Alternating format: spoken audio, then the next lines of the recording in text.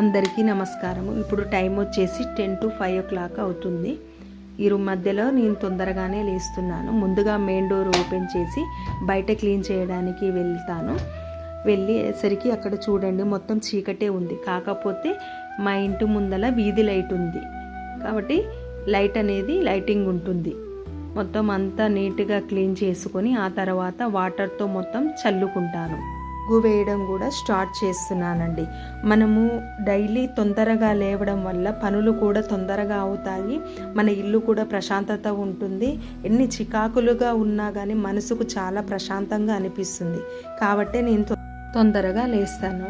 ముగ్గు వేయడం అయిపోయింది. కిచెన్లోకి వచ్చి ముందుగా స్టవ్ వెలిగించి హాట్ వాటర్ స్టవ్ మీద పెట్టి పాలలో వచ్చే మీగడను ఒక బాక్స్లోకి తీసుకొని, ప్రతిరోజు తీస్తా అని చెప్పాను కదా, మొత్తం ఆ బాక్స్లోకి తీసి ఆ తర్వాత పాలను స్టవ్ వెలిగించి ఒకవైపు హాట్ వాటర్ ఒకవైపు పాలు పెట్టి హాట్ వాటర్ కొద్దిగా వేడెక్కిన తర్వాత జామాకులను కడిగి హాట్ వాటర్లో వేశాను. లంచ్ బాక్స్ల కోసం అనేసి రైస్ కడిగి రెడీగా పెట్టాను.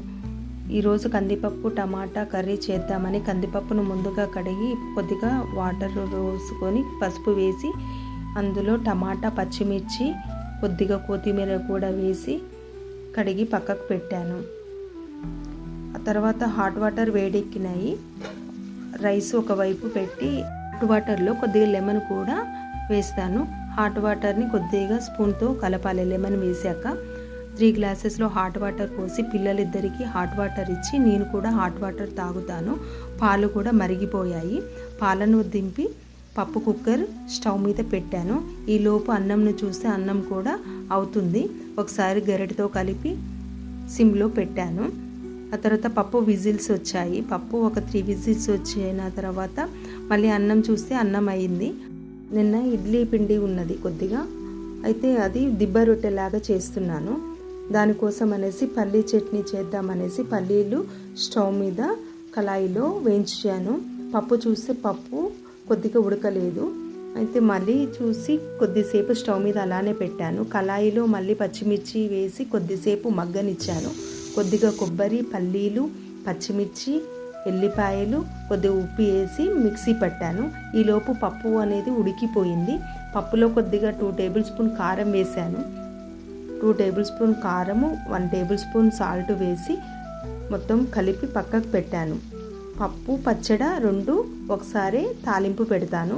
2 టేబుల్ స్పూన్ ఆయిల్ వేసుకొని ఆయిల్ వీటెక్కిన తర్వాత ఎల్లిపాయలు వేసాను. ఎల్లిపాయలు కొద్దిగా మగ్గిన తర్వాత ఎండుమిరపకాయలు, కరివేపాకు అవి మొత్తం మగ్గిన తర్వాత పప్పులో మాత్రం కంపల్సరీ ఇంగువ అనేది వేయాలి. ఇంగువ వేస్తే కొద్దిగా గ్యాస్ ఫామ్ కాకుండా ఉంటుంది పప్పు కాబట్టి. రెండిట్లో పచ్చడి పల్లి చట్నీలో పప్పులో తాలింపు వేశాను. రోజు టిఫిన్ ఊతప్ప చేస్తున్నాను. అయితే పిల్లలు వెళ్తున్నారు కాబట్టి పిల్లల కోసం అనేసి ముందుగా ఊతప్ప చేస్తున్నాను. స్టవ్ మీద పెనం పెట్టి ఆయిల్ వేసుకొని 2 గంటల పిండి వేసి కొద్దిసేపు స్టవ్ మీద అలానే ఉంచి కొద్దిసేపు అయిన తర్వాత తిప్పి వేయాలి. వేస్తే ఊతప్ప అనేది రెడీ అవుతుంది. ముందుగా పిల్లలు వెళ్తారు కాబట్టి వాళ్ళ కోసం అనేసి ఊతప్ప వేశాను. ఈరోజు మా లంచ్ బాక్స్లోకి కర్రీ టమాటా పప్పు కర్రీ చేశాను. వైట్ రైస్, ఊతప్ప ఇడ్లీ పిండితో చేశాను. పల్లి చట్నీ ఇవి చేశానండి. మా హస్బెండ్ మా పిల్లలకు నాకు లంచ్ బాక్స్ పెడుతున్నారు. స్నాక్స్ ఏమో మొన్న చేసిన సంక్రాంతికి చేసిన పూస పెట్టారు. ఇప్పుడు టైం వచ్చేసి 7:20 అవుతుంది. మా పిల్లలు వెళ్ళిపోయారు. మా కిచెన్ చూడండి ఎలా ఉన్నదో. మీ ఇంట్లో కూడా ఇలానే అవుతుందా కిచెన్ వంట చేసినప్పుడు? మా ఇంట్లో అయితే ఇలా అయిపోయింది. ఇప్పుడైతే ప్రస్తుతానికైతే బాసన్లు ఉండిపోయినాయి. టీ తాగిన తర్వాతనే మళ్ళీ కిచెన్లోకి వచ్చి మిగతా పనులు అనేది స్టార్ట్ చేస్తాను. టీ అనేది మరిగిపోయింది. టీ మరగగానే మేము టీ తాగేసి మిగతా పని అనేది స్టార్ట్ చేశాను. టీ తాగిన తర్వాత ఇల్లంతా నీట్గా క్లీన్ చేసుకొని ఆ తర్వాత మాప్ కర్రతోని ఇల్లంతా నీట్గా తుడుస్తాను. నేను సోమవారము, మంగళవారము, శుక్రవారము పూజ చేస్తాను. ఇల్లంతా తుడిచిన తర్వాత కిచెన్ అంతా నీట్గా గ్యాస్ బండ, గ్యాసు అంతా సింకు కూడా మొత్తము నీట్గా కడిగి పెడతాను.